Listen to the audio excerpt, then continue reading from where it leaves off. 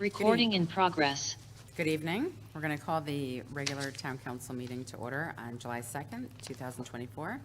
It is 6:33 p.m. Town clerk, would you like to do the roll call? Yes, Councilor Bordelon. Here. Gajewski. Present. Jones. Here. Merritt. Here. Parker. Here. Pacino. Here. Rusk. Here. And Mayor Franco. I am here. And we're not in attendance, Councilor McBride. Correct. He had reached out and said he wouldn't be able to make it this evening. Thank you. Up next is salute to the flag.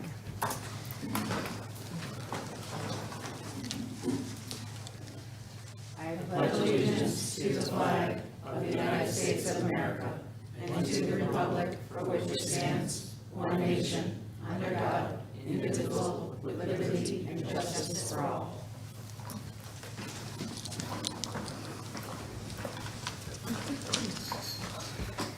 Okay, up next is recognition, awards, and memorials. Is the 2024-624 proclamation celebrating Groton Middle School class of 2024. Councilor Parker, would you like to take that? Proclamation celebrating Groton Middle School class of 2024, whereas in 2021, this class entered Groton Middle School excited about the new adventures they were about to embark on. And whereas the halls filled with students from the last classes from Claude Chester, Mary Morrison, and S.B. Butler Elementary Schools, closing a historical chapter for the town of Groton. And students also came from Charles Bunham, Northeast Academy, and Catherine Konaski Elementary Schools. And whereas the merger of students from various schools made for new friends that grew relationships, not only with each other, but with old friends, teachers, and school staff that supported them through this journey. And whereas this class shares their own unique memories of their favorite teachers, support staff, coaches, sports, school dances, field trips, the school subjects they grew to love, and of course, which pants Mr. Strauss was going to wear that day. And whereas, in addition to their education, students gained a fitness level of rivaling mountain goats, scaling 4 flights of stairs and navigating the human traffic roundabout on the second floor known as the Mr. Bass on more occasions than one could count. And whereas the class of 2024 now realizes that those local frozen peas and other vegetables provided in lunches were needed for success after all.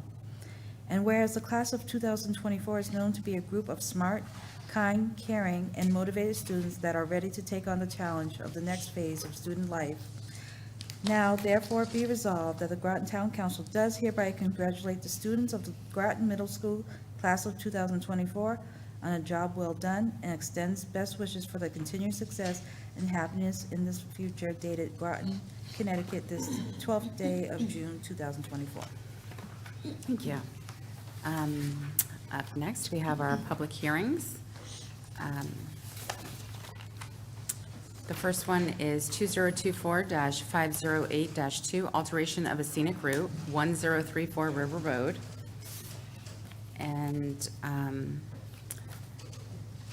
we do have Ryan Chevry from CLA Engineers online representing the owners. I believe he has a quick presentation. okay, also, this is just, each presentation should be limited to 5 minutes or as directed by the mayor, and if possible, submit written comments. Presentations should be related to matters pertinent to the public hearing. Would you like to read the public hearing? Sure.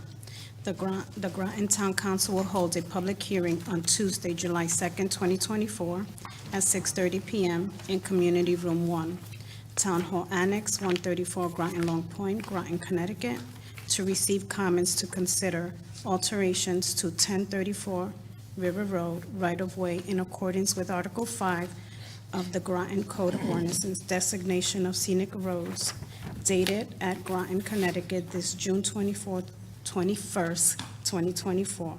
Marisol Melendez, Groton Town Clerk. Thank you. And we have Ryan Chevry from CLA Engineers. Yeah, can you guys all hear me okay? Yes. How you doing? I'm Ryan with CLA. I'm going to try to share my screen here. Let me know if that comes through.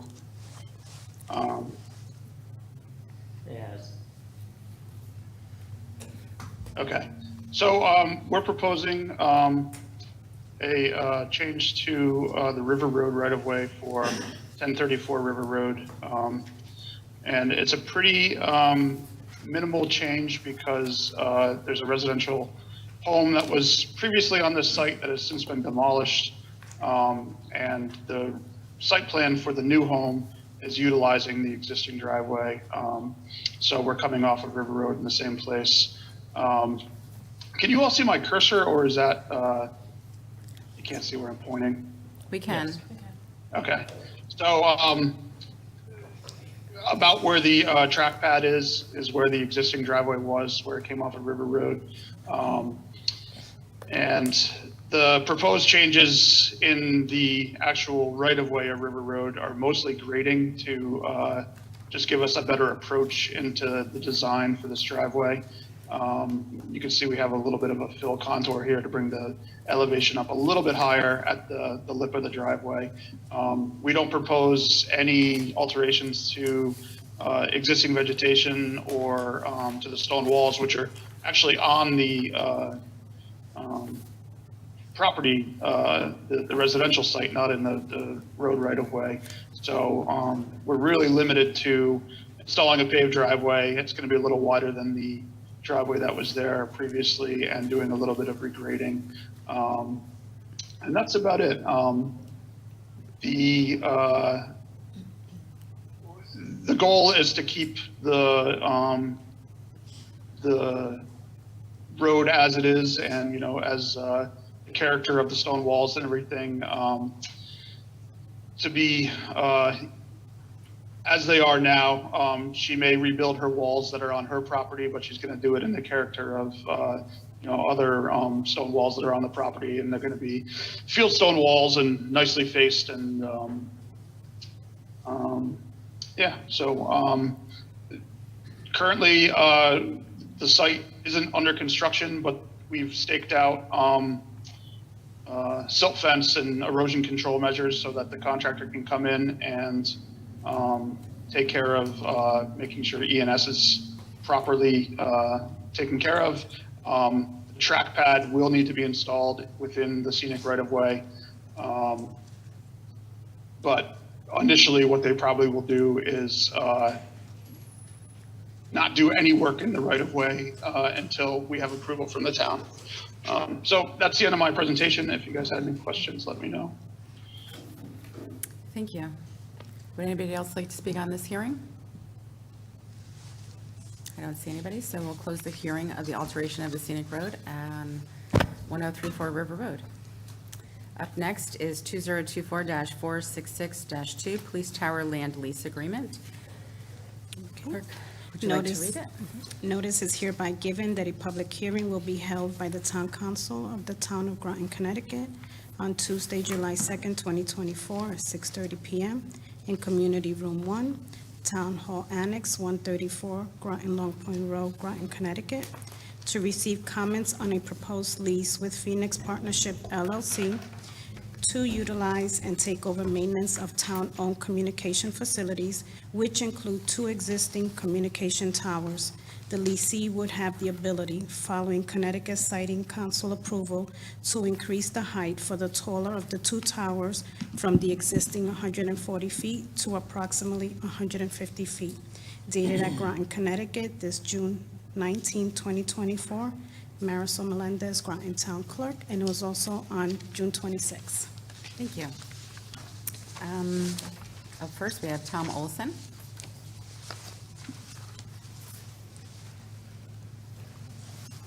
Thank you. Thomas Olson, 188 Crossroads Drive in Noank. I've been watching this project since its original inception a number of years ago, where it was rejected up on my street, and then it went down closer to the village center, and now it's come back up here. I strongly encourage having the tower, but my one question that I have after reading the lease proposed in detail is in regard to the rent section. You know, right now, you're receiving, as a town, rent. I don't know how much that number is. I went to Town Hall today to try to find it.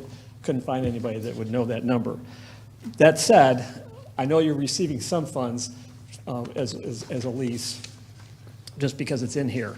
But then when the lease, when it goes into effect, is going to get reduced, that amount of money coming into the town. But I don't see anybody that's been, or asking any questions in regard to the business case analysis that's been done, to take a look at what the projected amounts coming into the town and what the costs are going to be to the town, to say that this is not going to become a tax burden to me. Whereas all the other proposals, it was all being handled on a private basis.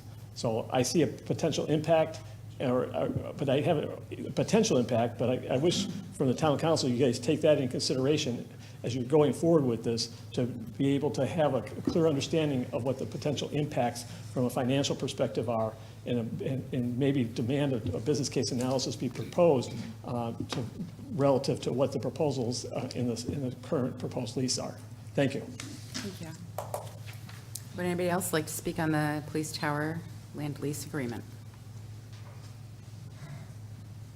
Not seeing anybody else, we will close the public hearing on the police tower land lease agreement. Up next is receipt of citizens' petitions, comments, and concerns. This is the portion of the council agenda where the council welcomes comments from the public. Each presentation should be limited to 5 minutes or as directed by the mayor, and if possible, submit written comments. Presentations should be related to matters pertinent to Groton. Town councilors will only ask questions in order to clarify the speaker's presentation. All presentations shall be made from a lectern and should include the speaker's name and address for the record. I think online we have Catherine Pratt. Promoted?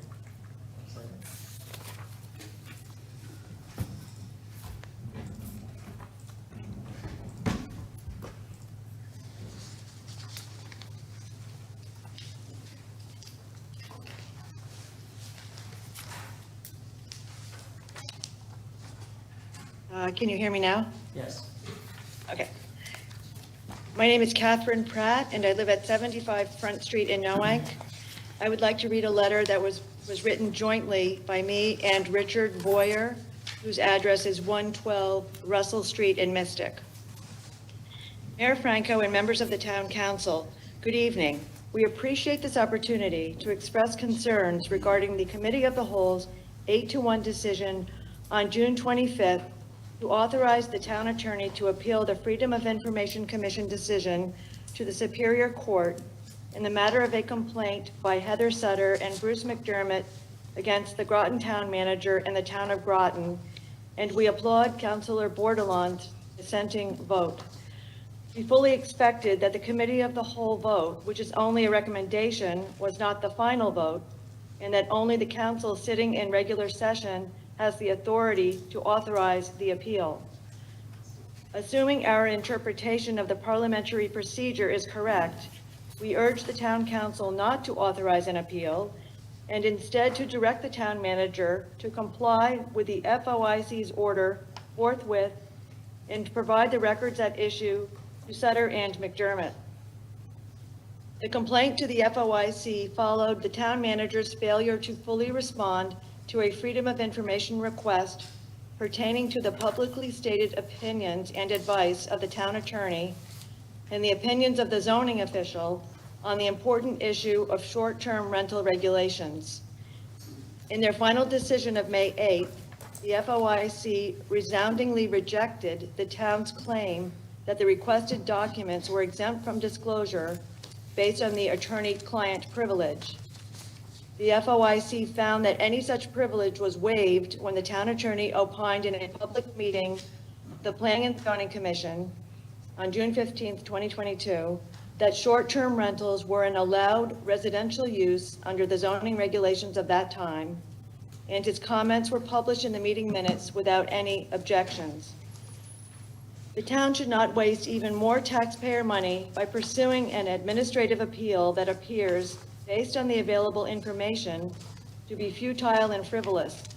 It is not a justified use of political authority for town staff and the town council to stonewall the disclosure of non-exempt government records addressing critical public concerns. Thank you for your consideration. Thank you. Up next, Tom Olson.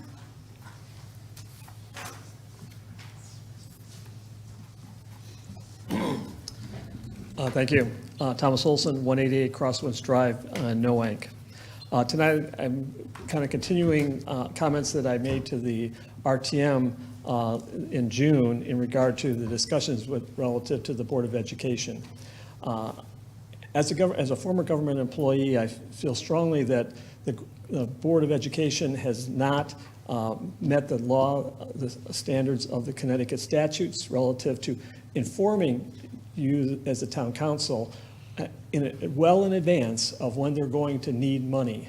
And those discussions have not happened, and I strongly encourage the town council and the Board of Education and the RTM to come through and have some type of session that gets a better understanding of where the Board of Education funds are going, when they need funding, and what the requests are. Because as of right now, when I look at the latest data from your last cow, they were looking at being $1.2 million out of line. We've now come to the end of the fiscal year, and I don't know what that number is, but I highly doubt that we're on the green side of the money, or in the red.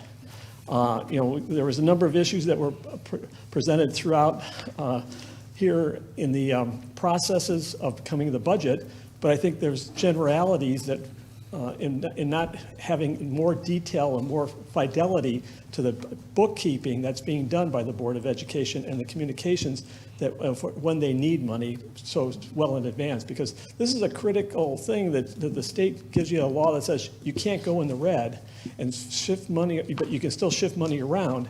But I take a look at how they made statements that were $600,000 in the red last year. It's been accepted, and that's a bad precedence to be forward on this. You should be closing the books out with nothing being in the hole at the end of the fiscal year. And I think you were in last year, and now the audit will show that, and that you're going to be in again this year. So we need to put forward some type of better process to resolve that in the future. Thank you. Thank you. Would anybody else like to speak during citizens' comments?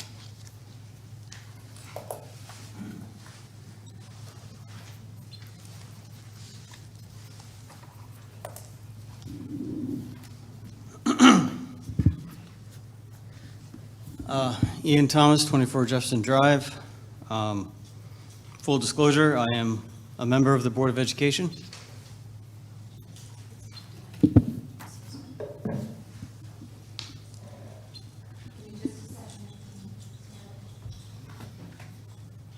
Operational? Okay. All right, so Ian Thomas, 24 Jefferson Drive. Full disclosure, I am a member of the Board of Education, also spouse to Councilor Bordelon. And I can share some of Mr. Olson's concerns. However,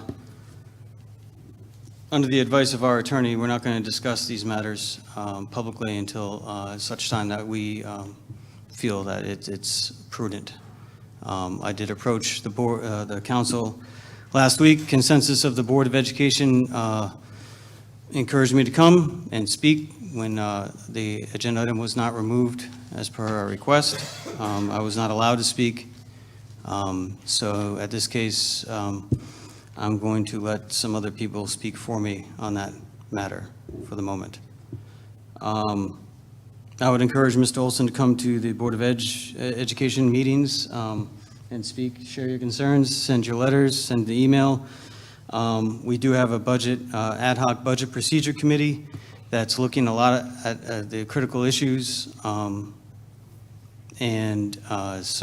like a lot of the concerns that have been identified, they're in the process of being corrected. As far as past terms, I would refer you to, talk to past counselors and past Board of Ed members about what past practice was. That is not the current practice anymore. The FOI appeal, after a lot of searching and networking, I was able to find the document that was filed with the judicial system on behalf of the town It was filed on June 26th. I'll email this to the council afterwards, although I'm sure you've already seen it. I share the other speakers' concerns that I don't know if due process has been followed correctly here. I'm not sure if like a vote in committee of the whole can carry the weight of a vote in regular session. And to take action, I believe you need to ratify it in a regular session. However, the appeal has already been filed, so obviously that did not happen. So I would encourage you to consult with your attorney on that question as well as others. There's been a request for CHRO harassment training by Councilor Bordelon. Initially, I know it's been, she asked a number of times verbally. She made it official. If I'm relaying the message correctly, it was in March.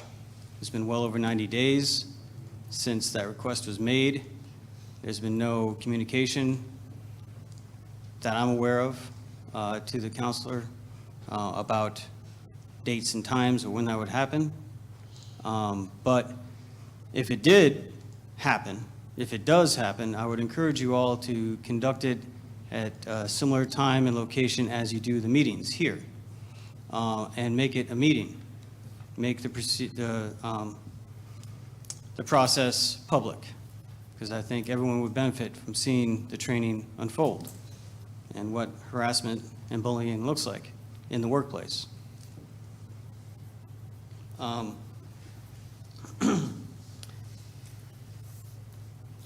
also wanted to speak about the incident that occurred now a couple months ago in May 7th. There was an incident that seems to have been consistently mischaracterized and misrepresented as to what the original breach of protocol was that compelled Councilor Bordelon to call a point of order on Mayor Franco.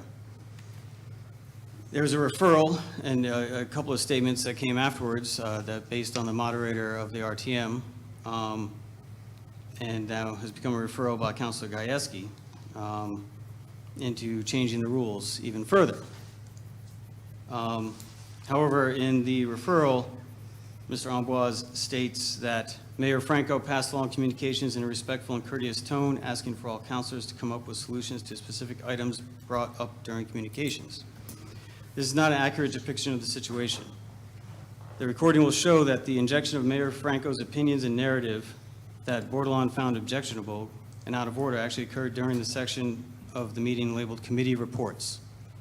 And that is a violation of Robert's Rules, 51:2, page 479 of the 12th edition. I'll email the rest of the statement to the council and for the record. Thank you. Does anybody else like to speak during citizens' comments? Seeing nobody else, we will close citizens' comments, and we'll move on to the consent calendar. Councilor Gajewski, would you like to move the consent calendar? Yes.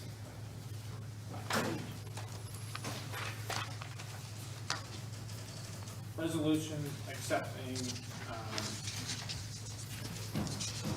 the consent calendar.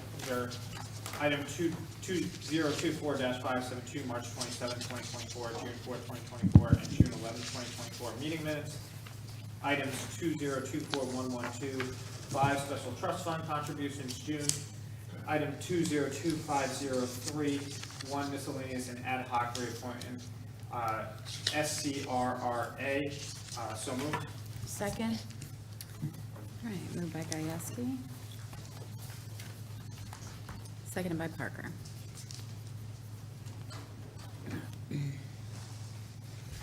Does anybody have any comments, corrections? Okay, seeing no hands, we'll take a vote. All those in favor? Aye. Aye. Opposed? Abstentions? Passes 8. Counselor Bordelon, I didn't hear you. 8-0. Up next is communications and reports. Town councilors, we will start with Counselor Merritt. Do you have anything to report this week? No, I haven't. Thank you. Counselor Bordelon. Thank you. I did send some more communications to the town manager asking about harassment training for the town. I also am still drafting an email stating about the procedure and process up here that I deem to be unfair and unjust.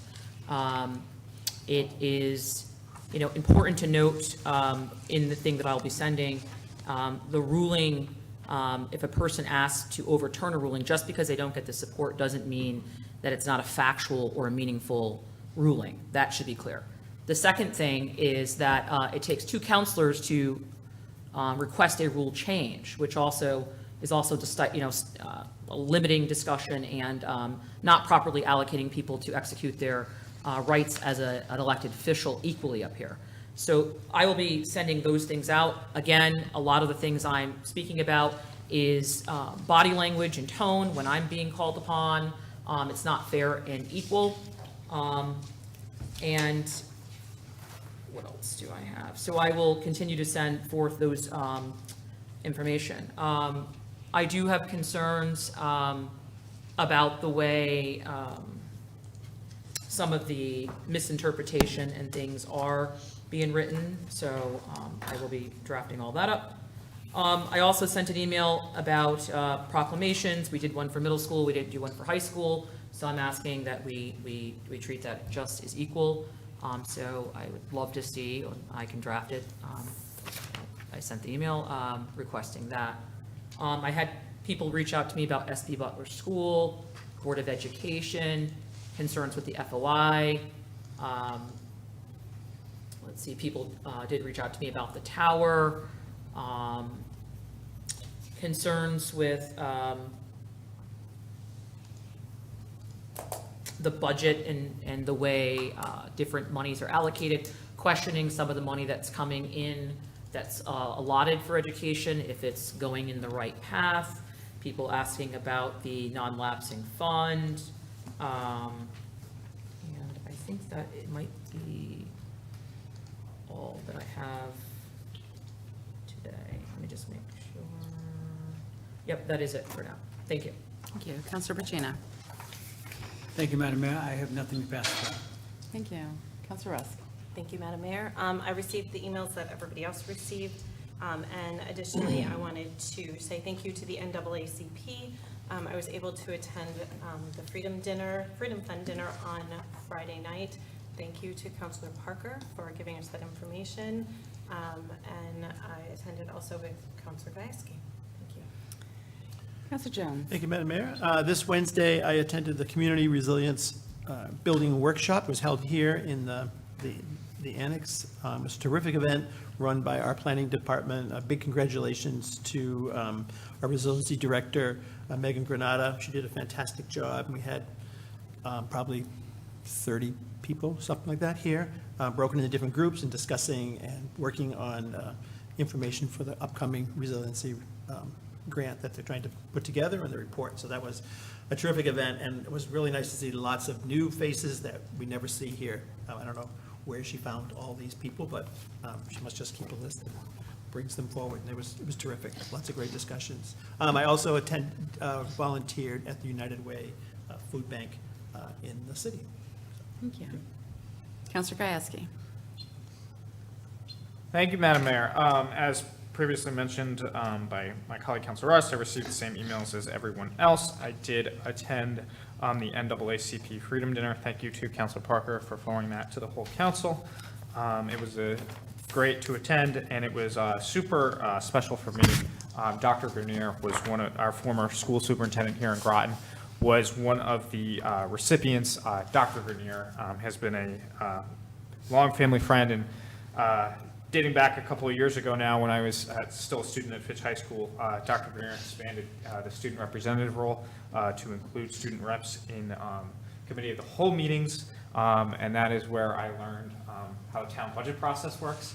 And so I felt very well prepared coming in as during my first budget season.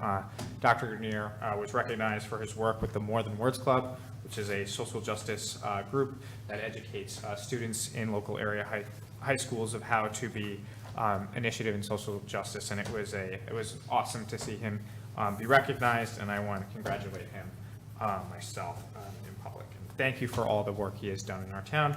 I also want to talk about SB Butler. I've been getting a lot of communications, probably because I live in that neighborhood, but there is some confusion that I wanted to put on the record. The town council has not received from the town manager an official report similar to Pleasant Valley and Groton Heights, and there is no preferred developer, and there is no decision made on behalf of the council that could be coming in the near future, but I have no knowledge of when that will be occurring, so I just wanted to put that on the record for those watching at home and for those in the community. Thank you. Thank you. Counselor Parker. Thank you, Madam Mayor. Received the same communications as the other counselors. I do want to bring up some information from TVCCA.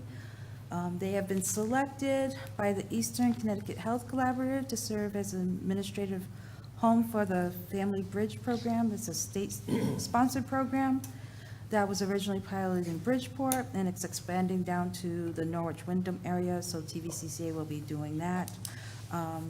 There have been some new people coming on board, new transitions, and if anyone's looking for a job, TVCCA is hiring. I just had to throw that plug out there for them. They are still working on the Groton Child Care Facility on their end, so they're plugging along.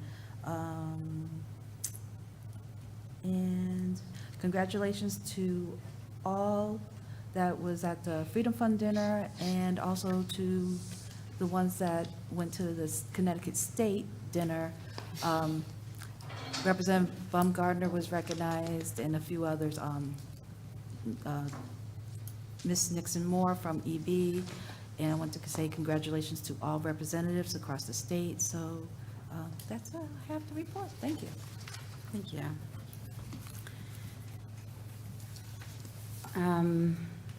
I received a FOIA request for my comments made on the 625 meeting regarding the Board of Education supplemental funding request, which I submitted to the town manager. This came from a counselor FOIing us. I sent it to the town manager today, and I asked him to send it to all counselors, so you should be expecting that. I am happy to announce that I have a certificate from the state of Connecticut for harassment training that they offer online. It's a free program and training that you can get and receive a certificate, and I believe it's good for 10 years. I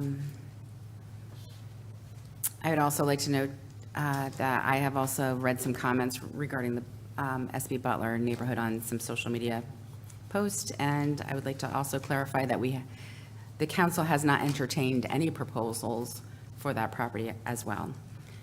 And I'd like to just say hello to my mother, who usually watches every meeting.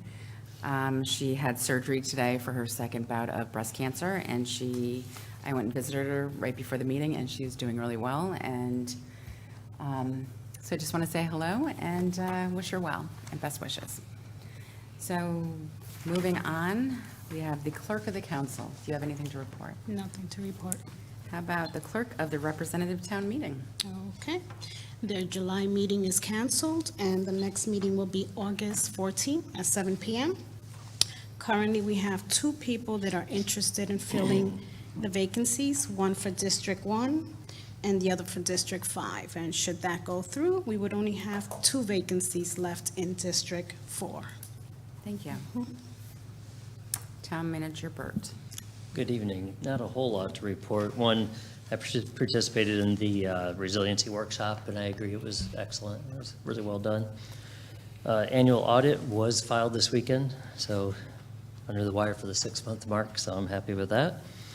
Community Challenge Grant, there's a lot of efforts going on with that. We've been working with the city on easement language to allow a pedestrian bridge over the water by human services and Groton Utilities to continue the boardwalk. The city has approved that, so we're just wrapping up some closing work. And then we're working with the Housing Authority, and if you recall, they had updated the council a while back on that new addition, the new building they would be doing. That was part of the challenge grant. That would help pay part of that. We do have to likely do some deed work on that as part of that, though. Harassment training, Counselor Bordelon had asked me about that last Tuesday again. So I reached out to the attorney and to HR. We got that scheduled. I had just emailed back, but it was right before the meeting, so probably not a chance to see it. It's scheduled for July 30th at 6 p.m. in the Senior Center and hybrid. And there is training required for all elected officials, ABC members, and employees. So that's why we're holding it in the Senior Center, because we're anticipating quite a showing. And then IT department, first round of interviews for the vacant IT director position was last week. I'll be interviewing several finalists next week, so hopefully that works out. And that's all I have. Counselor Parker, did you have a question? Through you, Mayor.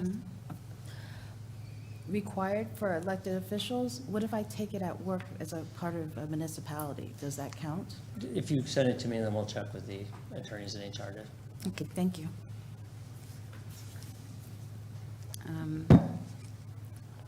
Anybody else have any questions for the town manager? Counselor Bordelon? Thank you. Will this be offered any other dates, just because not everybody can make a date that just came out now? We have a backup date potential, but we want to see how it fills in there initially. So we'll see how it goes. But yes, we are considering a backup date for those who can't attend. Perfect, thank you. I have a question. Can you give an update on what's going on with the Navy dock? I had some people reach out to me recently. Yeah, the Nautilus dock, which it's way overdue for wrapping up. We got some issues with materials, supplies, costs during COVID. I stepped in and took over lead on it right around the turn of the year.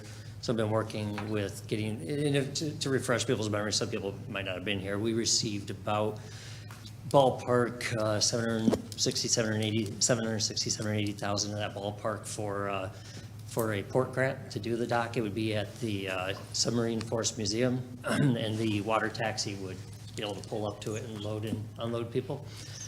We seem to be gaining now. We're making some strides. The hope is September 30th is the date that we've given as the deadline, or else we pull the bond policy, so their performance bond. Okay, and what was the date again? I'm sorry. September 30th. All right. And also, go ahead. I was gonna say, we did give pre-warning to we gave pre-warning to the bond company and just let them know, and so they've been, getting involved also to make sure it moves along. And can you touch on the FOI vote that was done in the COW, and should we be doing it in a town council meeting? It is not needed at a town council meeting. Just giving me consensus was enough. I actually have the authority to do it, but I wanted the town council to weigh in. The attorneys actually wrote the motion, and we had two there. And I'll just say I'm not concerned about it. Thank you. All right. Move. You've already had your turn.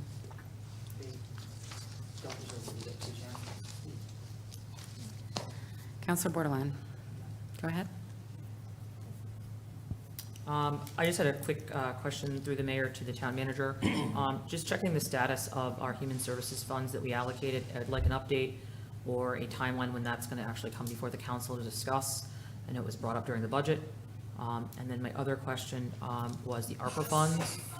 We were talking about the leftover, I don't want to say leftover, but the reappropriation of the ARPA funds and getting a number what that account is. Do you have any updates of where we're at currently? That's right around, I could tell you the balance. I put it in my report, actually. Let me pull that up. It's right somewhere in the ballpark, 25,000.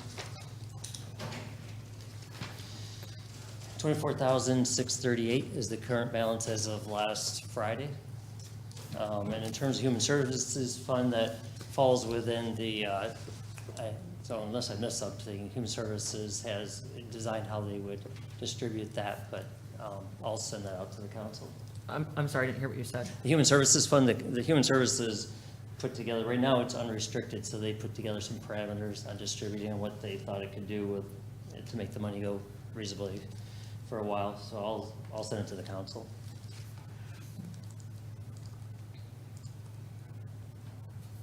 Are you all set? And is there a timeline yet on when that's going to come to the council to discuss, as we stated in the budget? I'd have to refresh my memory on what was said.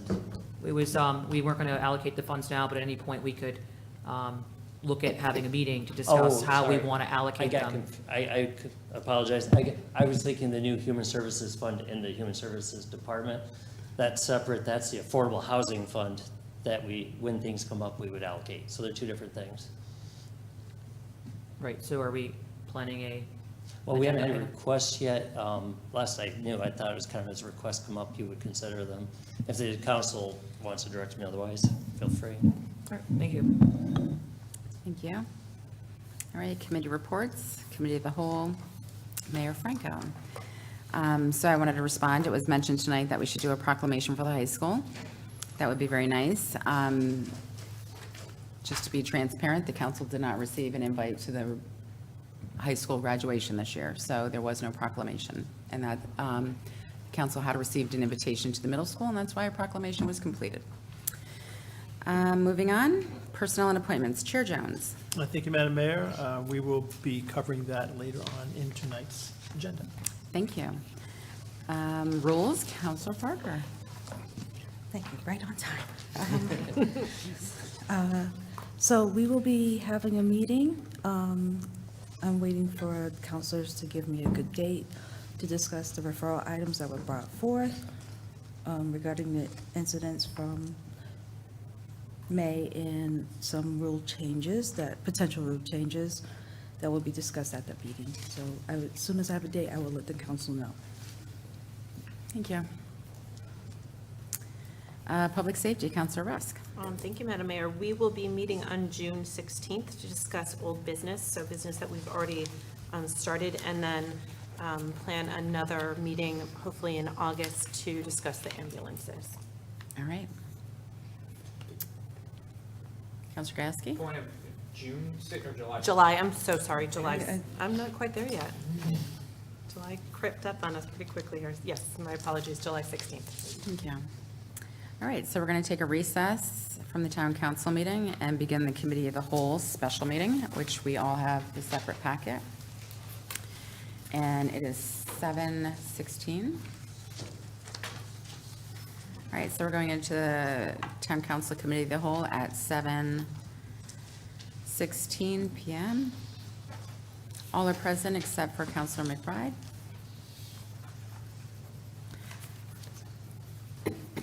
All right. So new business is 2024-466-3, Police Tower Land Lease Agreement, second consideration.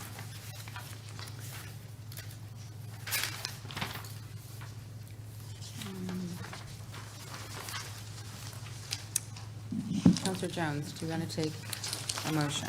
2024-466-3 Police Tower Land Lease Agreement, second consideration. Motion to recommend a resolution approving the lease with Phoenix Partnership LLC for communication facilities located at 68 Groton, Long Point Road. So moved. Second. Moved by Jones, seconded by Gieske. And we do have several attendees as well as a presentation for the council. All right, well, come on up and have a seat at the table.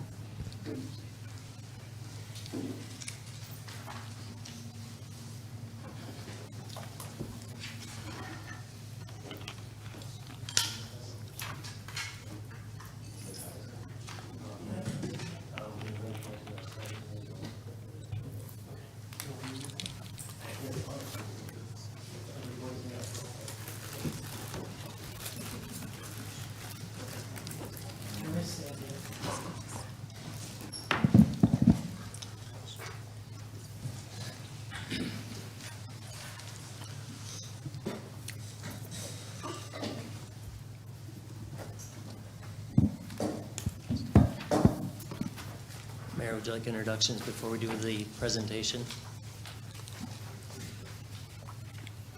I'm sorry. Would can you like to do introductions before we do Yes, the please. presentation? Can we all take turns and introduce yourselves, please?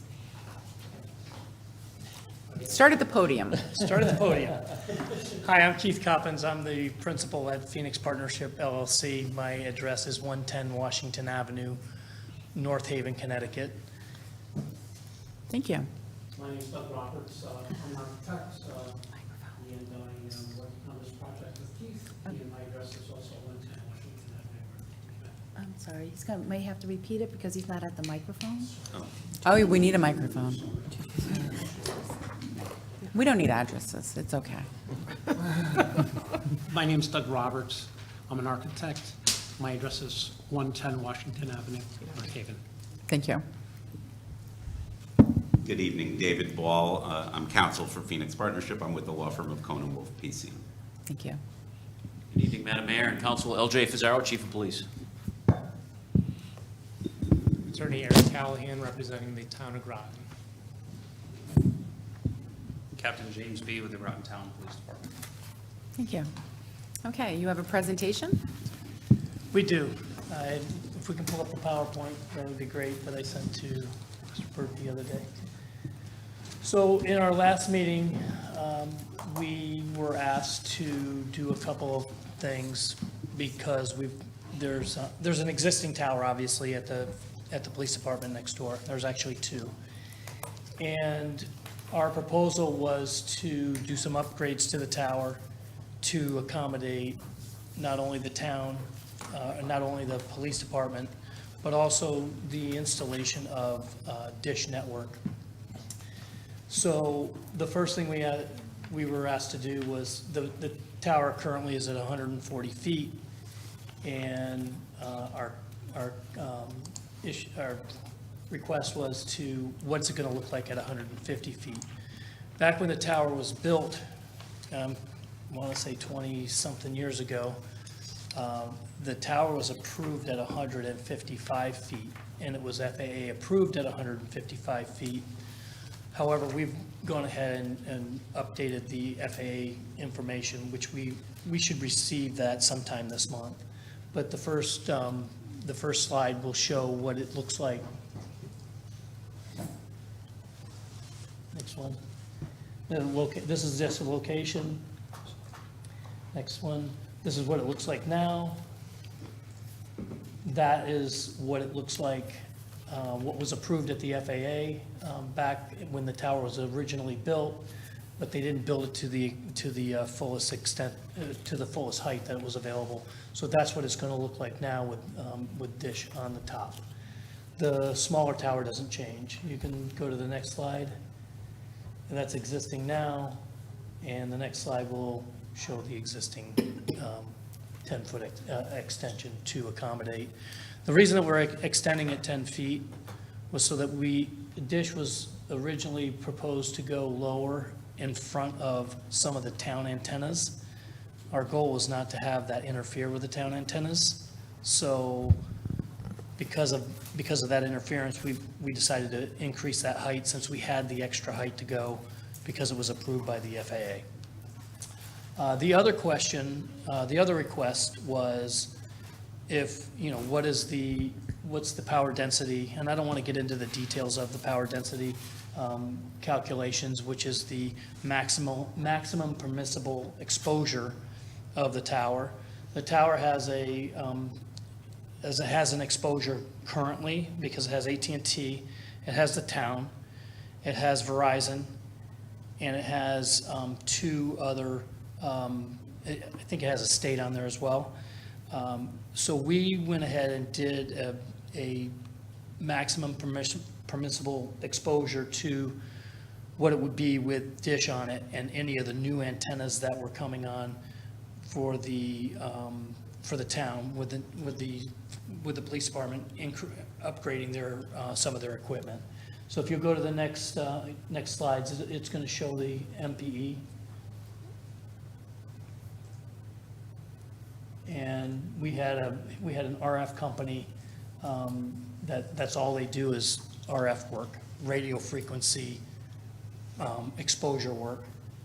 And if you'll go, this is all the details of it. I'm not sure if you want to get involved in it, but the maximum permissible exposure for that one,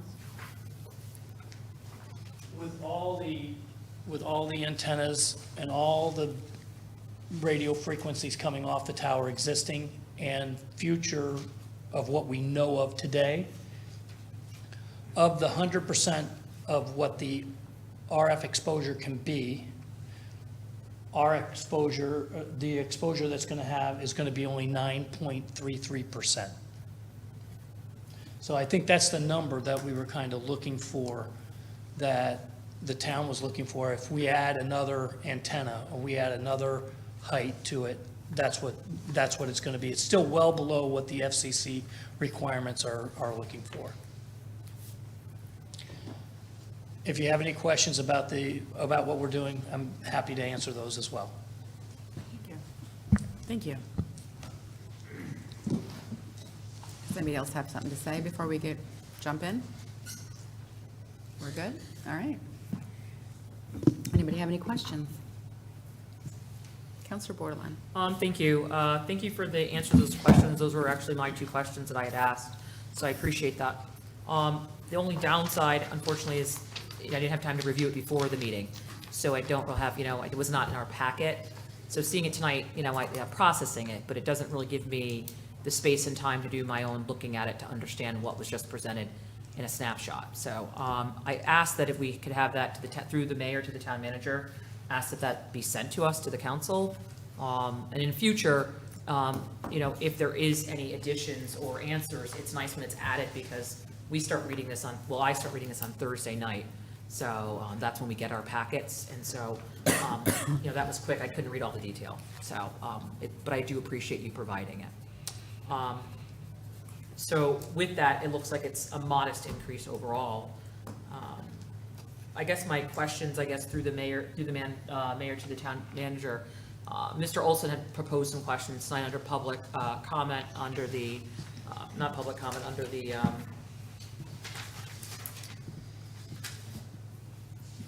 in the public hearing section. Could you answer those questions? Well, I had brought in, after he finished speaking, I brought him over the cow packet to see, because some of that information was in the cow packet. And it gets confusing because we have 2 packets tonight, so that was missed. The existing subtenants, we received in FYE 23, $23,508. So there's not a lot of money in play. So 85% of that's about $20,000, about $3,500 less, but then with the maintenance and upgrades, it's well worth it.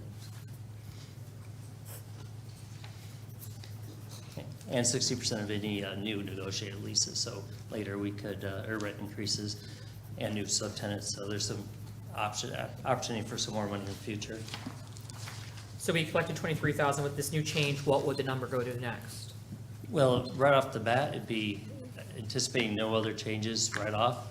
Well, 20,000 instead of 23,500, but then again, you've got the maintenance and upgrades, so Captain B would be better positioned probably, or someone else to. So there's no financial increase that we're gaining, is that correct? There's no expenses, no. But that's not what I asked. I was just asking, is there any financial, so the number's not going up? Can I jump in on that? So the Verizon lease is coming up for renewal in 2 years, and the AT&T lease is coming up, I believe, in 4 years.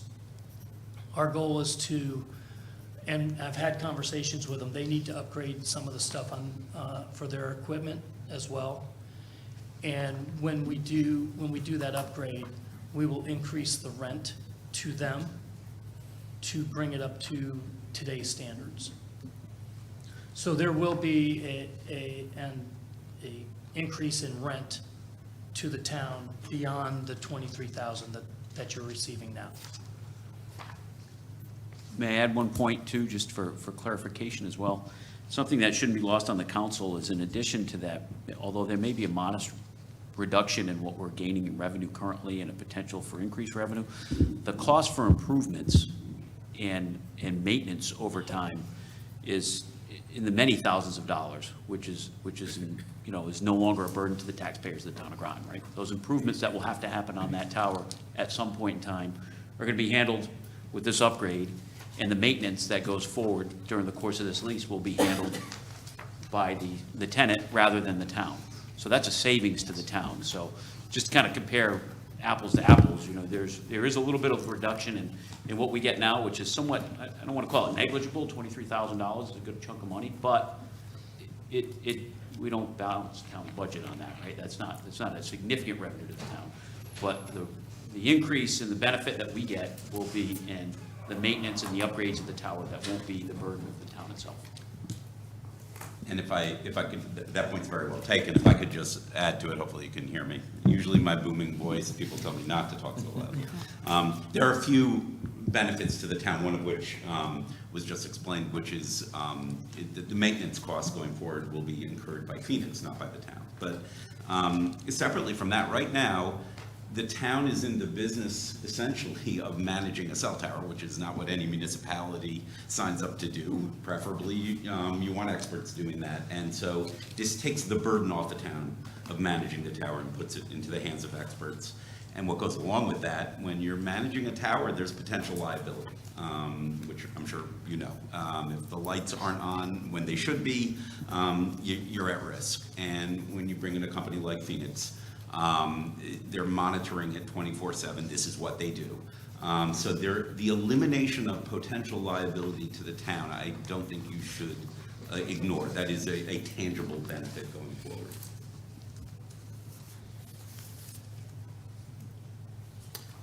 Through the mayor to the town attorney, should there be any type of default or, let's say, unfortunately bankruptcies, what happens to the tower in that, where do we stand as a town? So there is language in the lease that allows the town to terminate the lease on default. And at the end of the lease, the intent is that the town can regain the towers for the sum of $10. And that's covered in section, The default section is 20. And if you bear with me on the $10,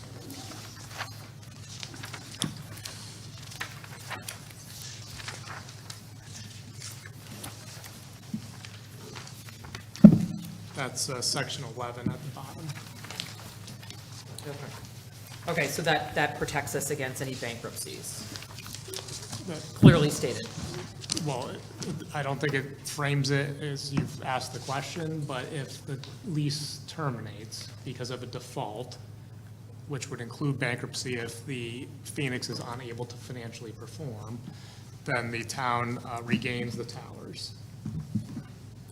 And what happens if there's a transfer? A transfer by the So town of I'm the property. Phoenix and I decide to sell off to Smith, which I don't even know if that's a real company, so. Sure, so there's a section that governs the assignment of the lease. And assignment is restricted unless the town consents. The exception to that is that Phoenix can assign the lease to an entity that they've sold substantially all their assets to, so long as that company has a net worth of at least $85 million.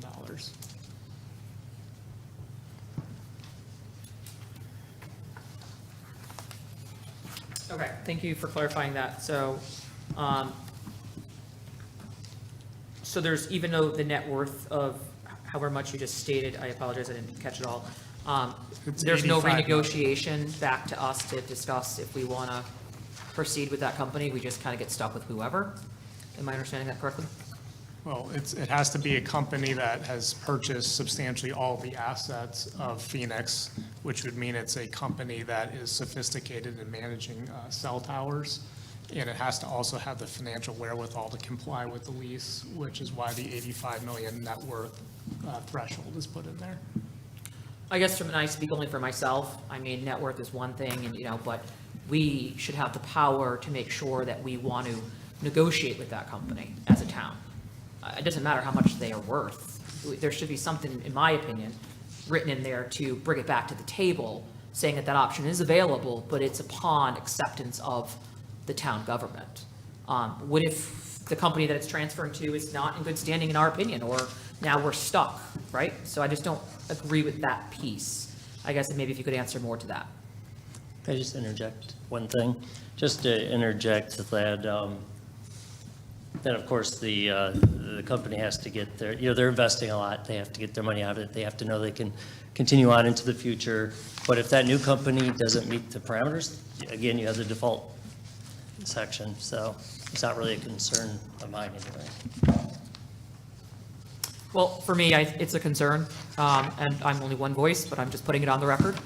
I think if the person's got that much net worth, that's great. Money is not everything, right? Money is not exactly, just because you have the money doesn't mean you're going to fulfill. There's a lot of people who have a ton of money that don't fulfill their contracts appropriately. So my thing is I would like that to state that, yeah, we can do that. You guys can pick the transfer, but they should come and present to the council upon that transfer. And I think that would be vital. We should be knowing who we're doing business with. It shouldn't be negotiated with another company that's doing the final say on that. So that's my concern, and I'll take my second turn later. Counselor Jones. Thank you, Madam Mayor. Through the mayor to, not sure. So originally, we were going to, the idea was to build a brand-new tower for addition to broadcast, I guess, telephone out through to Fisher Island. We've changed that and put it on our existing tower. So I just want to make sure I understand. So we are, Phoenix is just doing the management of the tower, not the ownership of the tower. Is that correct? So Phoenix, the way that we've structured the lease is Phoenix would own the tower, and also manage the tower. At the end of the lease, it could go back to the town. The reason that we decided not to do a new tower, it took a lot of work on our side to decide whether to do a new tower or not to do a new tower. Mr. Roberts helped me determine that by doing a structural analysis of the tower, which we did. We've got a modification design that's being done now to not only include dish, Verizon's new dish that's going on there. The town has, the police department has new sites, new antennas, new system going up. And by doing that and doing the modifications, it was about the same amount of money as what a new tower would be. And by doing that, we didn't have to take anybody off air. We didn't have to maneuver anything. We didn't have to build a new foundation. We could upgrade the foundation if needed, and we could do the new structural steel on the tower as needed. So we decided as a company to leave it in place and upgrade it as if it were a new tower. So through the mayor, through to town manager Burt, did we sell the tower to Phoenix? No, we're leasing it, basically. Well, it's their ownership through the leasing period. They have control of ownership, but go ahead. So I can answer that. So Okay. this is an option to lease. Phoenix has 2 years to decide whether it wants to exercise the option. Before it exercises the option, the town continues to collect all rent and to maintain the towers. As soon as Phoenix exercises its option, it assumes all of the leases, receives the 15% of the existing rents. It can negotiate with new subtenants. The town would receive 60% of rents from new subtenants, excluding dish. Phoenix assumes all maintenance obligations and has committed to rehabilitating the towers, which is a considerable expense. It will own the towers, which means the town can tax the towers as personal property. And at the end of the relationship, the town decides, do we want you to remove the towers or do we still want them? In which case, the town can buy them back for $10. Okay, so basically, all the costs that are going to be incurred in upgrading the tower and doing all of that work is really the purchase price, so to speak, for the tower. Correct. Okay. If you get through the mayor to, Jen from Phoenix, if you get a new tenant, so you've added 5 feet to the tower for the dish, if you get a new tenant, can you go higher, or where would the new tenant go on the tower? So the only new tenant that we have currently is going to be Dish. We went 10 feet higher. I'd have to do a structural, I don't think we could go higher again. I think they would have to go below AT&T and below anywhere where the town has equipment, so as not to interfere with the existing equipment. Okay, so you could add a new tenant, it just goes down. Again, we'd have to do another structural analysis to make sure that the structure can actually hold the equipment. Okay. And maybe I could just add too, that was something that we looked at. I met out here with Goosetown one day, who is your vendor for your radios, and we looked at, what antennas are on the tower, what can be combined, what can be reduced in size, what are our options for this exact reasons. And, some of the antennas that are on it are quad-lobed antennas that are, broadcasting at 4 different frequencies on this sort of a whip. And we can't really lower them, move them, because then we start interfering with stuff that the state has on. I always like to put whips off the top, but obviously due to the FAA considerations at this site, that wasn't an option back in the day. So we looked at it and I was like, oh boy, all it took was one antenna that kind of like shot a hole in that thought. So you're sort of at capacity, but maybe possibly. That's Yeah. kind of the answer. It's maybe possibly. We'd have to really rethink Have to it. look at And again, we'd have to look at, what are options for antennas? Can we combine them? It would be a big undertaking. All right, great, thank you. Thank you. Yep, thank you. Thank you, Mayor. Counselor Bordelon? Thank you. Can you just repeat those percents again that you stated, the cost? Sure. So there's existing tenants on the tower right now. So long as those existing tenants are there, the town receives 85% of that rent. So as an example, the rent is currently $23,500 approximately. The town's portion would be about $20,000, and Phoenix would receive $3,500. If Phoenix improves the leases with the existing tenants, so they're paying more than they currently do, the town continues to receive 85% of the rent that previously existed, plus 60% of the increase. If Phoenix negotiates a lease with a new tenant that's not currently on the tower, excluding Dish, the town receives 60% of that rental stream And so 40%, I assume, goes to Phoenix, correct.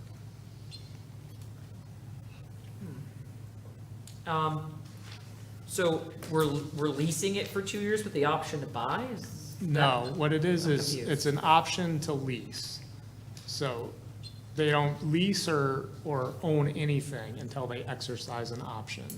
Once they do that, this is a ground lease, so we're leasing them a footprint of land on which the tower is located, and they will purchase the tower, essentially, they'll receive title to the tower as personal property as part of this arrangement.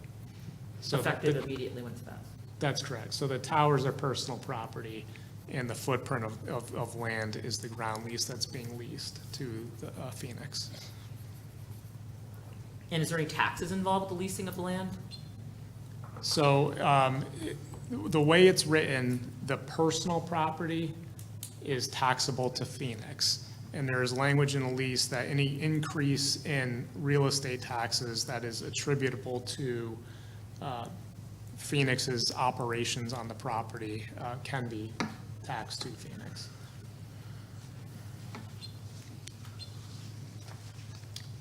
Okay. So for me, I guess, again, I think it's just good I don't know that I will be up here when this change is over, but I think things get lost in translation, and I think the local government should have the opportunity to meet and address the new prospective, person that's got all the money, that's got good standing. They should present to the council like you guys are. It shouldn't just be a handover from Phoenix to whoever they choose, no matter what the numeric value of their assets are. I mean, that's great, but that's only one component in my opinion. So I just don't feel comfortable without that language, that, yeah, if Phoenix decides to switch it over to somebody, it should be it should go back to the drawing table and bring that person with all that money and that great net worth. But we should have the option to make sure that we feel comfortable with that too. You guys are leaving, we're gonna be the ones stuck with the situation.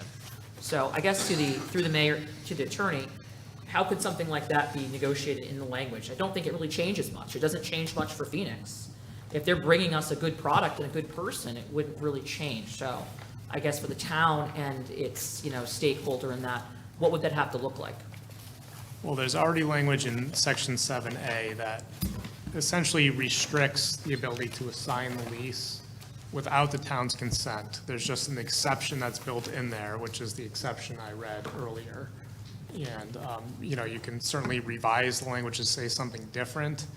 I think you have to balance that against, whether that impacts Phoenix's ability to actually enter into this lease if it doesn't have that freedom to assign it to someone who's buying their business. For me, at the end, we're the bottom line. We're the ones that are going to be stuck with the tower. If whoever backs out, goes bankrupt, leaves, whatever. And I think if we find somebody, I think it should come back to the drawing board. I don't think that should be a big negotiating factor. In my opinion, I speak as one person. Yeah, I just and- think it allows for proper transparency.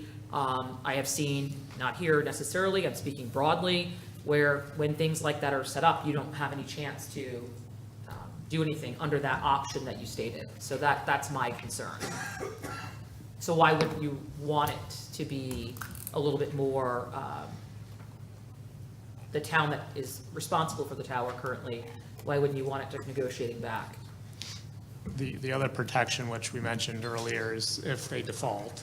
If this company comes in and doesn't fulfill the lease, which makes very clear what their obligations are, they can be defaulted and the town regains the towers.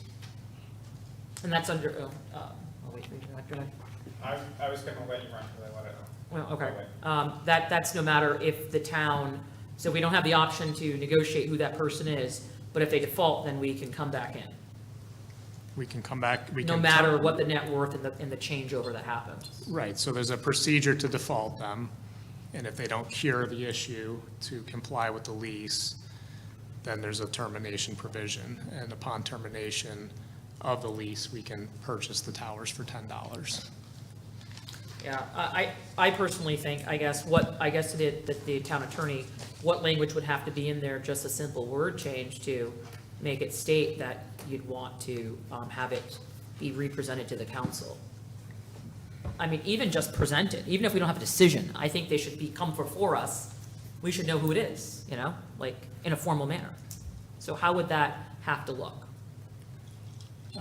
You can write it that, prior to the assignment of the lease to a company that purchases substantially all of Phoenix's assets, even if that company had the proper net worth, that company needs to inform the council who it is or something to that effect.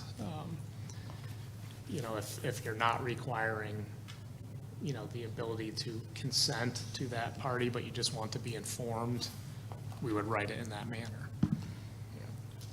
I think that's more pertinent for me in, protection of the town. I think we should know, because there could be some attorney privilege with the town to talk to this group and say, hey, we're unsure about this. So I'd like to make a motion to add exactly what Attorney Callahan stated as an amendment option to this. I think it provides more protection to the town, and that is my concern. I don't hear a second. That's fine. I just want it on the record that I asked. Thank you. Counselor Gieske? Thank you, Madam Mayor. I just want to make sure I'm understanding this correctly. So I'm going to do a hypothetical. Say that this is Lowe's hardware store. Lowe's hardware store sells to Home Depot, which has $85 million in assets. Then technically the tower would be the Lowe's, which is in our case the tower would be Home Depot. Following me? So far. If but say Lowe's instead sells that one location to a mom and pop hardware store that doesn't have $85 million. They would then have to come to the council, correct? The tenant, which is Phoenix, would have to seek the approval of the town, in which case the town can decide. So in other words, Lowe's would have to get our approval before they sold it to the mom and pop. If the mom and pop didn't qualify with the $85 million threshold and couldn't establish that they're in the business of owning and operating communications facilities. And then I do want to circle back to Councilor Bordelon's concern. I just kind of want to get the town manager and maybe his perspective. Is that potentially needed? Would that give us better protection? Because I'm willing to put that amendment on. I just wanted more information before I seconded it. Read it again. Well, in essence, I think what Councilor Bordelon was asking was whether, instead of having an assignment that allowed the lease to be assigned without the town's consent to a business that purchases substantially all of the assets of Phoenix, with the requirements that that business own and be in the business of owning and operating communication facilities similar to the one contemplated by this agreement, and have $85 million of net worth, that we can build language into this section that before that assignment allows for that automatic assignment, that the town has to be informed of the proposed assignee. My understanding was that what I proposed earlier would not require the consent of the town, but would require the town to be informed of the assignee.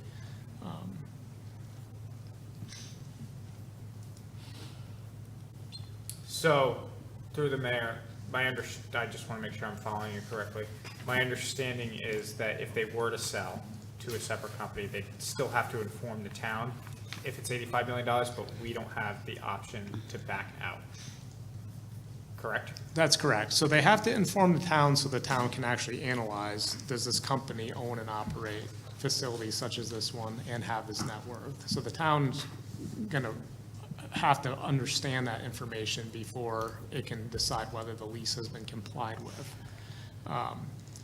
My understanding is you want, Councilor Bordelon wants something more affirmative in there, which, you know, if it's your prerogative, if that's what you want in the lease, you know, we'll put it in there. Would something more affirmative upend the agreement tonight, or is it not necessarily needed or advised? Well, you know, from my perspective, if you want consent, you know, the Phoenix's team is here, and they can explain how that impacts their abilities as a business. Typically, on an assignment of a lease, which we've done in the past,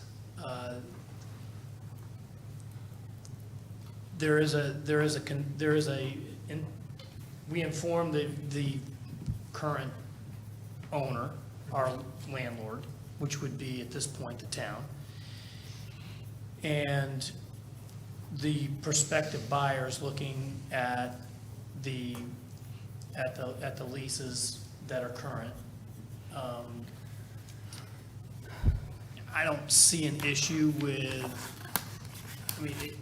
consent, which, you know, which can't be unreasonably withheld, would be fine. I have no issues with that.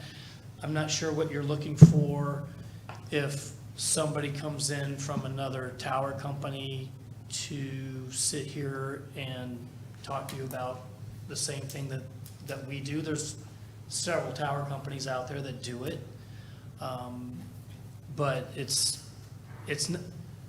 we don't typically come before the board to have them ask the questions again, because it's what they do as their normal business.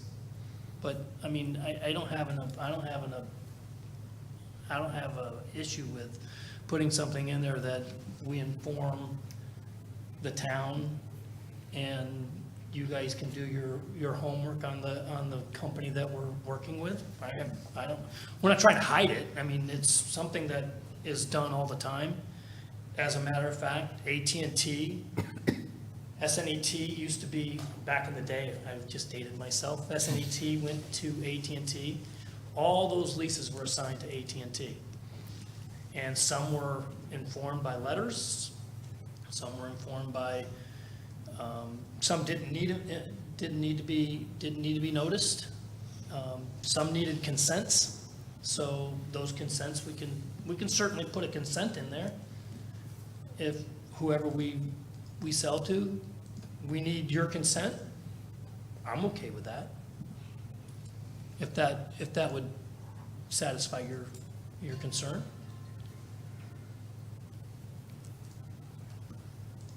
Through the mayor, may I respond? You don't have the floor.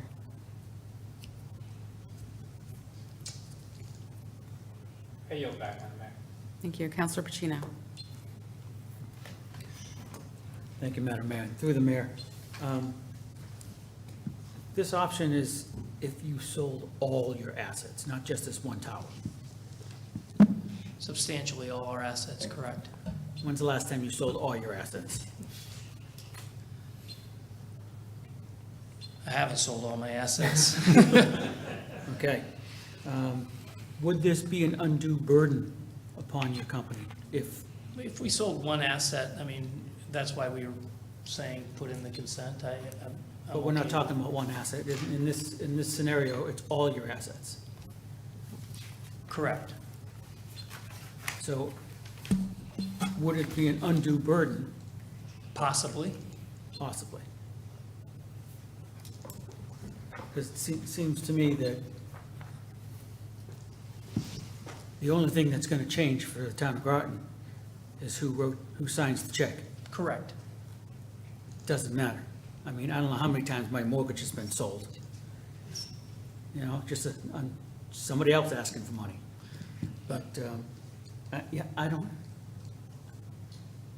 see it as an issue, but if it's no skin off your apple, I'm thinking we might as well just go through it, get it done, and move on with the meeting. If I may just respond to that. So I just want to make sure there's clarity as to what we're talking about. If you're talking about consent not being unreasonably withheld, I think that's what my client is saying is fine. If we're talking about, in the event of this sale, having to open this up for a renegotiation, I don't think that's fair. I don't think that's right, and that could impede a much bigger business transaction. I think that would not be appropriate for this contract. Can I add something? Just to point out, this is the language can't be unreasonably withheld in our option agreements for properties. But our purchasing agent was involved in this process, and we have several other tower leases. We made sure we had all the protections from the others. I don't think it went that far to our others, so just to point that out. Thank you. Well, in conclusion, I think with that last bit you just said, sir, I think that I just want to leave it as is. Let's move on. Thank you. Counselor Rusk. Thank you. Through the mayor, two real quick questions. One, when you talk about the maximum permissible exposure being 9.33, what kind of cast does that have? Am I asking my question correctly? Like, how far does that go? So the maximum permissible exposure is, they're very conservative on how they do the maximum permissible exposure. They take an antenna and they point it straight down, all of them in this particular case. All the antennas that are on the tower are pointed straight down. It's within a circle around the tower, has the most exposure. Can you define circle? So imagine a person standing below a tower. And all the antennas are facing toward the ground. That's how they determine the maximum permissible exposure. when in actuality, if you look at the towers that are out there now, the antennas propagate out, and they connect with other cell sites. So the exposure is if somebody is standing below the tower. So my question is, our police department is directly below that tower. I'm sorry, I can't. Our police department is directly below that tower, correct? Are they at any risk? Or what is their risk by increasing this maximum permissible exposure? They're at no risk because we fall within the guidelines of what we have. The maximum permissible exposure is 100%. We're at 9%. Okay, so no risk of anything additional? No. Okay, that's what I want to know. And one more thing, this lease is for 5 years, renewable for 9 times, correct? So at any point after 5 years, we can say, giving 60 days notice, we're done, correct? No, it's the other way around. They have that right? That's correct. Okay, thank you. Okay, thank you. Those are my questions. Thank you. All right, I don't see any more hands. So I'll just say, what I have heard from economic development in our community over and over again is that we should make this sort of simple for you to come and do business in our community. I understand this is town property and it's this lease of some sort here. I like it that you are taking on the maintenance of it, and the town doesn't have to worry about that, because if a hurricane blew in here and blew the whole towers down, you'll be dealing with that, and the town doesn't have to deal with that. So I really appreciate that a lot. I think it's very typical and normal in business that, let's just say something happened to your business and you needed to sell, you needed to liquidate some things. You know, if you're liquidating, it has to go sort of, I would assume, pretty fast, and having other kind of hoops to jump through would not actually make it, very worthwhile for you. So I'm good with the way it is. Attorney Callahan, you are good with the way it is? I am. Good with Okay. the way it is. And it's very typical and normal for businesses to transfer their contracts to a purchaser. Is that correct? It is, especially if you're selling your entire business. Okay. All right. So I'm good moving forward. I don't see any other hands, so let's take a vote. All those in favor of 2024-466-3, the police tower land lease agreement, say aye. Aye. Opposed? Abstentions? I'll abstain. All right, that passes 7-0 to 1. And it is 8:01, and we will adjourn Motion to adjourn? the special meeting at 8:01 by Parker, seconded by Rusk. All those in favor? Aye. Opposed? Abstentions? Passes 8-0 to 0. I would like to take a little break before we dive into our new business between meetings.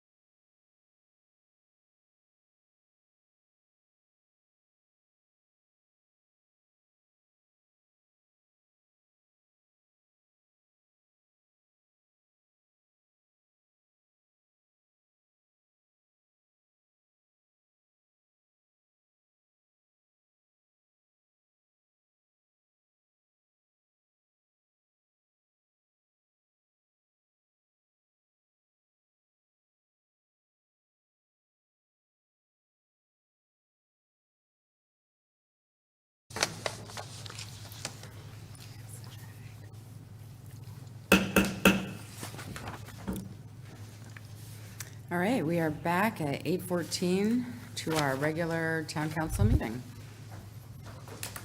All right, we are now on to new business. 2024-466-4, Police Tower Land Lease Agreement, which, let me get to the right page real quick.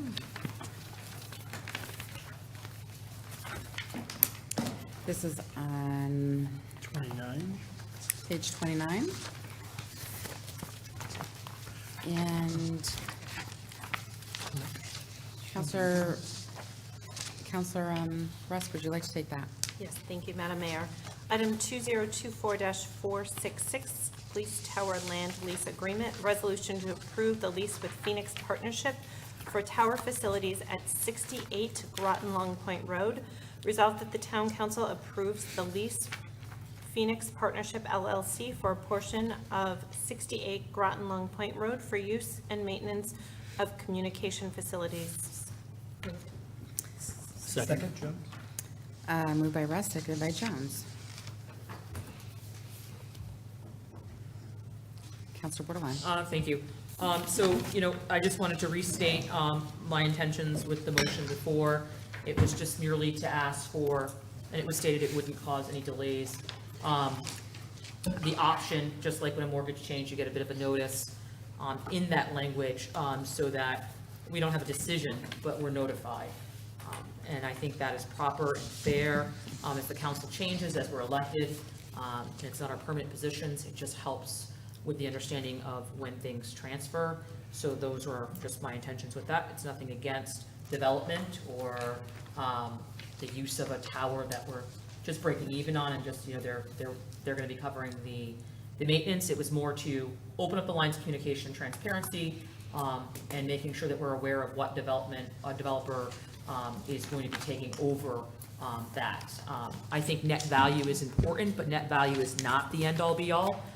Just because a person's net value is very high doesn't mean that, the integrity. So I think it is very vital that we know, and the council as a large. So that was my intentions with that. It did not gain the support, but I just wanted to restate, and it stated it would not slow anything down. It would have, in fact, just been a simple letter that would have passed through. So, thank you.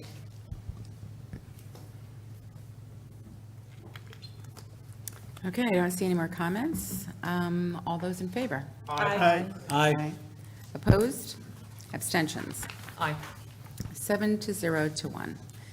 Moving on to 2024-574-2, 517-529 Gold Star Option Agreement Assignment, Concept Plan Approval. And before I pass this over to Councilor Pacino, I'd just like to say that these are all things that we have discussed in COW, and they are being brought to our town council for finalization. Councilor Pacino, would you like to take that? It's on page 30. Yes, Madam Mayor, thank you. Item 2024-574, 517 to 529 Gold Star Option Agreement Assignment Concept Plan Approval. Can you take it from the last resolved? I'm looking Mr. for Burt? it. It's on page 31, Yes. the last Oh, one. can I thought you were asking Mr. John to Burt, take it. on page 31, the last resolved, on Okay. page 31. Oh, it's way over here. That's a lot of reading. Or would have been.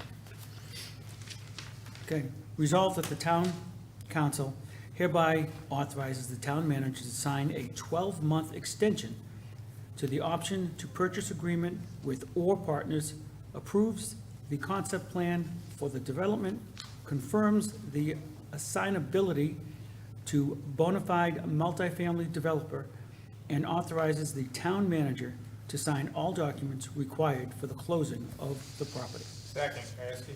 Moved So by- moved. Moved by Pacino, seconded by Gieske.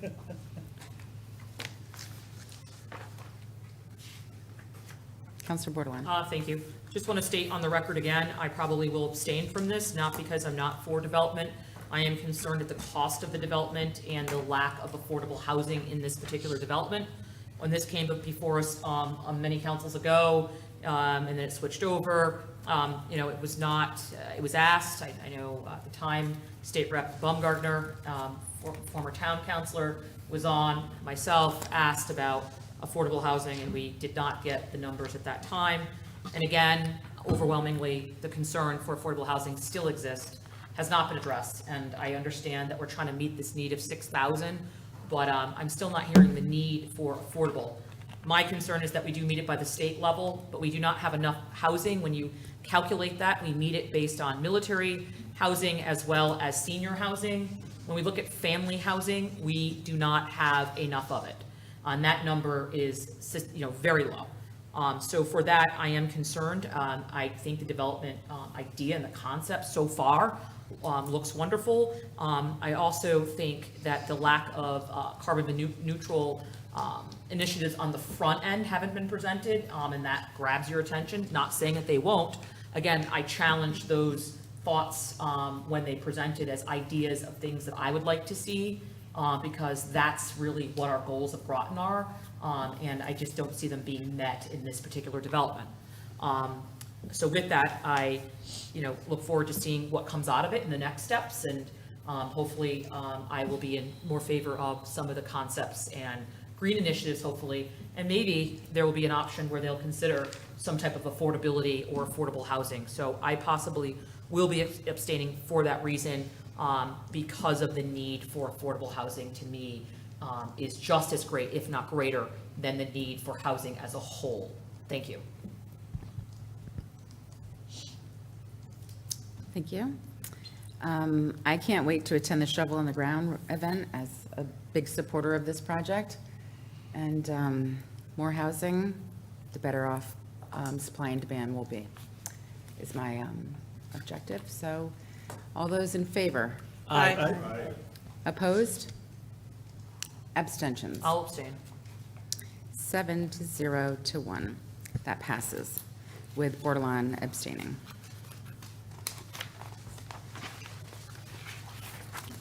Okay, we are now on 2024-324-2 Pleasant Valley School Property, draft request for proposal, PZC and RTM. This is on page 32. Counselor Merritt, would you like to take that one? Last paragraph, Yeah, the last resolved.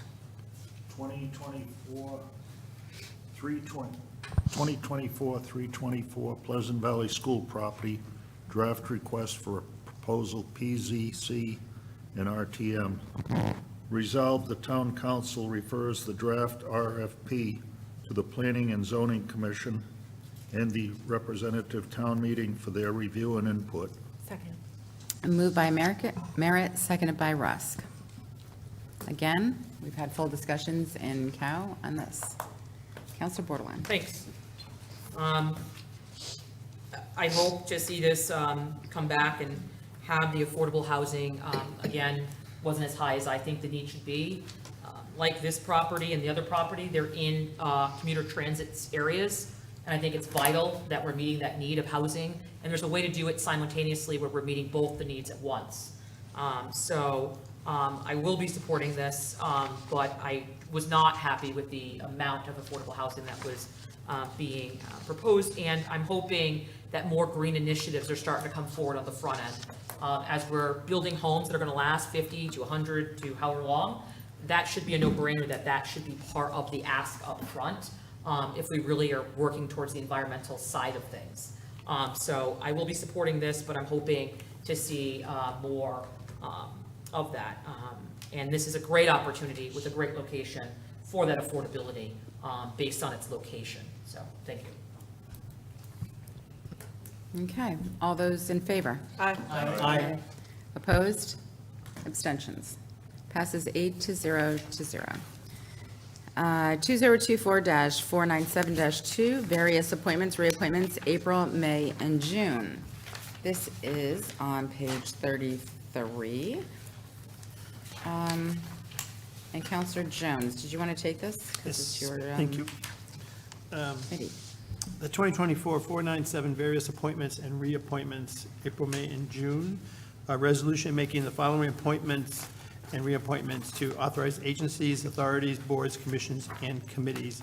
Resolved that the town council appoints the following individuals to the authorized ABCs as noted. Reappointment Paul Bates to Harbor Management Commission. Reappoint Ann Sloan Rankin to Harbor Management Commission. Reappoint Kenneth Steer Jr. to Harbor Management Commission. Reappoint Matt Letrich to Harbor Management Commission. Reappoint Tammy Dela Cruz to Citizens and Police Committee. Reappoint Randall Ortega to Citizens and Police Committee. Reappoint Dana Parfit to Citizens and Police Committee. Appointment of Ted Rathjen to Shellfish Commission. Appointment of Beatrice Mills to Shellfish Commission.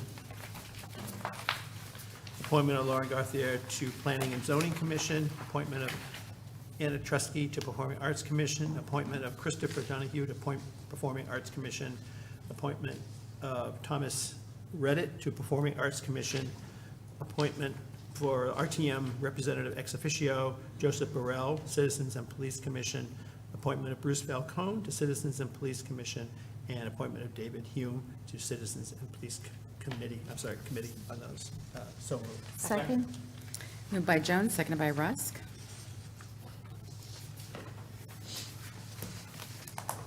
Counselor Bordelon? Yeah, is there anyone that applied that was not considered?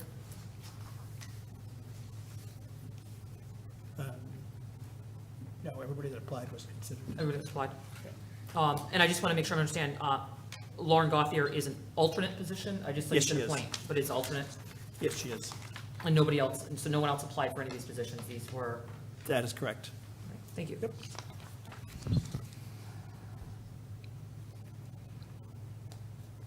All right, I don't see any more hands, and I would like to thank the Personnel and Appointment Committee, because this is a big list, and it looks like there was a lot of work being done there. So thank you. All those in favor? Aye. Opposed? Abstentions? Passes 8-0 to 0. We are on to other business, open agenda items. If anybody would like to discuss, these are on page 36. I'd like the motion to adjourn. Motion by Bordelon, Second. seconded by Merritt. All those in favor? Aye. Opposed? Abstentions? Passes 8-0 to 0. It is 8:27, and we are adjourned from the regular town council meeting.